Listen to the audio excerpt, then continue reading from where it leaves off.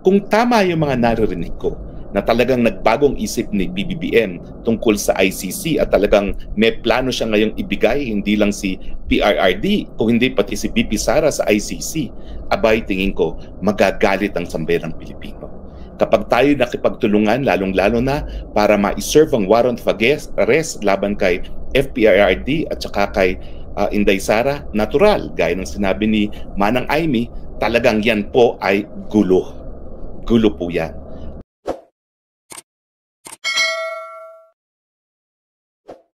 Na hinaharap ni na PBBM, ni Inday Sara Duterte at ng sambayanang Pilipino.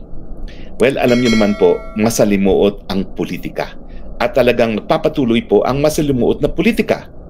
Now, kung kayo po ay naniniwala sa feng shui ang feng shui ni PBBM hindi po mabuti. It will be the worst period for his life. Yun yung sabi ng mga feng shui masters, no? At ang worst period for his life is second quarter of next year of 2024. So hindi ko po alam kung totoo yun o hindi. Pero sa mga nakikita ko mga pangyayari, baka nga hindi magiging mabuti kay PBBM lalong-lalo na sa second quarter. Bakit? Kung tama yung mga naririnig ko na talagang nagbagong isip ni PBBM tungkol sa ICC at talagang may plano siya ngayong ibigay hindi lang si PRRD kung hindi pati si BP Sara sa ICC, abay tingin ko magagalit ang sambayanang Pilipino. Kapag tayo nakipagtulungan lalong-lalo na para ma-serve ang warrant of arrest laban kay FPRRD at saka kay Inday Sara, natural, gaya ng sinabi ni Manang Aimee, talagang yan po ay gulo. Gulo po yan. At kapag yan po yung nangyari, talagang hindi magiging mabuti para kay PBBM ang second quarter of this year. Kasi tingin ko nga, ang aking prediction, itong first quarter, magdi-deny si PBBM na meron siyang kinalaman dun sa mga pangyayari. Isisisi na naman niya yan kay Speaker Romualdez at sa Kamara de Representante at saka dun sa katunayan na gaya ng National Telecoms Commission sa kaso ng SMNI na wala namang bisa yung resolution na ipinasa ng Kamara alone, kinakailangan para maging batas concurrent resolution ng Senado. Ang mangyayari, yung resolution na inaprubahan ng Kamara de Representante, yan ang gagamiting legal na basehan ngayon ng DOJ. Gaya ng ginawa ng NTC na yung pag-suspend sa prangkisa ng SMNI ay base doon sa wala namang bisa na House Resolution.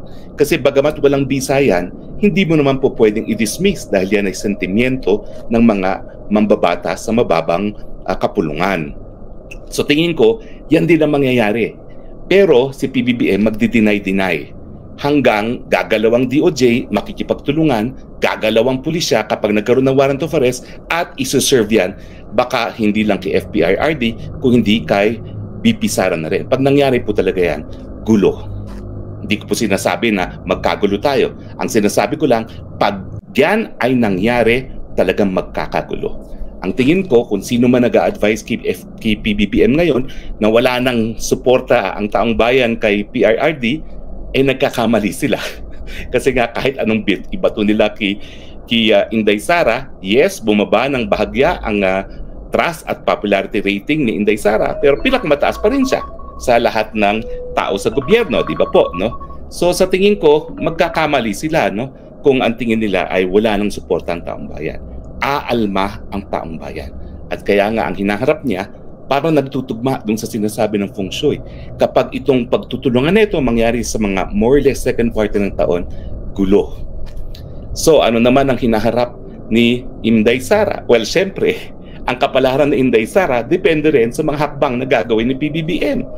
Kung talagang makikipagtulungan para mapadala at mapakulong ang Inday Sara at FPRRD sa dahig, natural, anong gagawin ng mag-ama? Ano nga lang man sabihin nilang, we love you, PBBM. Aalma't aalma rin yan. At sigurado na nandyan yung kanilang mga tagasunod, yung kanilang mga supporters, at syempre, hindi naman po pwedeng uupo lang sila at babaw sa gusto na mangyari ng administrasyon. So tingin ko po talaga, medyo magkakaroon ng confrontation kung itutuloy ni PBBM yung kanyang plano na makipagtulungan.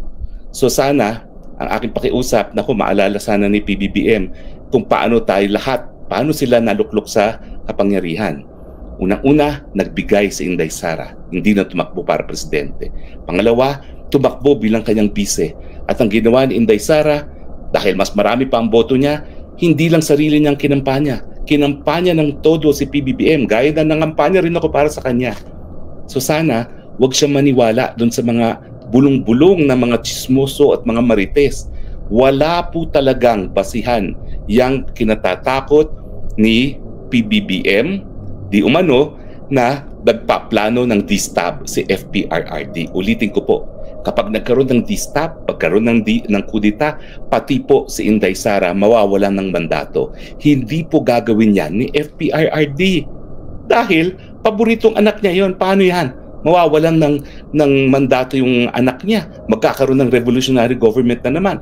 Ay nako, hindi po yan ang gusto niya para sa anak niya. Siyempre, like any loving father, ang gusto niya matapos ang termino ng Vice President at tumakbo bilang presidente sa 2028. Hindi naman po importante sa kanya na mapaaga yung termino. So aking pakiusap, well, gaya ng sinasabi ng mga feng shui, ang feng shui naman, po pwede mong talagang labanan. Okay? At pwedeng labanan po yan sa pamamagitan ng huwag pakinggan ang mga marites na nagbubulong-bulong kay PBBM na nagpaplano ng distab ang mga Duterte. Sa tingin ko po, wala talagang basihan yan. Ano naman ang prediction ko pagdating dito sa gulo sa China? Well, ang prediction ko po, parang 80% hindi po lulusob ang China sa Taiwan. So bagamat ako po talagang tutol sa EDCA dahil kapag nagkaroon ng putukan dahil sa Taiwan, damay tayo dahil yung mga Amerikano nandiyan na sa mga base militar natin sa Isabela at sa Cagayan, natural, no? Pati tayo, mahahatak sa ayaw natin at gusto sa gera na wala naman tayong kinalaman. Ano naman kinalaman natin sa Taiwan? Pero 80% tingin ko, hindi lulusob ang China. Bakit? Well, magkakaroon naman po ng eleksyon Bagamat ang sinasabi nila ni frontrunner di umano ay pro-independence, sa tingin ko hindi po. Ang talagang tunay na pro-independence ay yung babaeng presidente ngayon na aking kaklase po. Nung ako'y nag-LLM sa London School of Economics, kilala ko pong personal yan. Siya po talaga yung pro-independence. Ang tingin ko, lahat ng kalaban niya ay pipiliin ang status quo. Ibig sabihin, walang independensya. So sa tingin ko, 80% hindi magkakaroon ng gera dahil sa Taiwan. Paano naman itong pinaglalaban na West Philippine Sea? Well, nagsalita na po si PBBM. Sabi niya, hindi gumagana yung ating estilo na iyak tayo ng iyak. Na ayan si China, binubuli ako, itigil na magbubuli. Walang effect. So sabi niya, kinakailangan ng change in paradigm. Well, ako po, ang change in paradigm ay bumalik tayo kung ano yung meron tayo nung panahon ni Presidente Duterte. Ano yun? Nagkaroon ng kasunduan na status quo tayo pareho. Kaya naman umaalma ang China dahil nagdadala tayo ng repair materials para sa Sierra Madre sa Ayungin. Kung pagkain at tubig lang idadala natin at walang galawan, walang improvement ng kahit anong struktura dyan sa pinag-aagawang isla, sa tingin ko po, hindi iinit. Lalamig ang kontrobersiya dyan sa West Philippine Sea. At sana nga po, sundan na ni PBBM yung kanyang sinabi. Tuparin na niya. Change in paradigm, tigil na. Tama na ang pagdinig sa kanyang mga presidential cousins. Ano naman ang hinaharap ng Pilipinas? Well, marami po pong pagsubok Hindi po natin alam kung talagang tutuloy pa ang gera sa gitnang silangan. Pag nangyari po yan at pag kumalat, nako, tepok na naman tayo, tataas na lalo ang presyo ng langis. Sana wag naman po. Pero I am encouraged kasi ngayon po, yung huling UN Security Council resolution, yung UNGA General Assembly resolution na tumatawag para sa ceasefire na, ay sinuportahan na ng Pilipinas. At mas marami ng bansa ngayon ang sumusuporta dun sa panawagan na mag-ceasefire na dahil mahigit 20,000 na po mga sibilyan ang napapatay diyan po sa Gaza. Kumpara mo naman dun sa mga napatay na Israeli, 1,100. Kung ang ginawa po nila ay self-defense, hindi na po talaga proportional.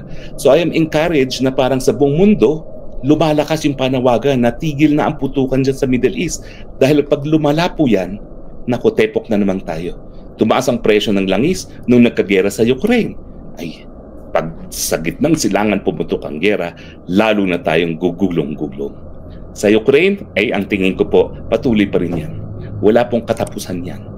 Pero, na-realize na ng mga Ukrainians at dapat ma-realize din ng mga Pilipino na bagamat nangako si Uncle Sam na hanggang sa huling suporta, ang katotohanan, wala na, awanti kwarta na ang Amerika para sa pagtulong sa Ukraine.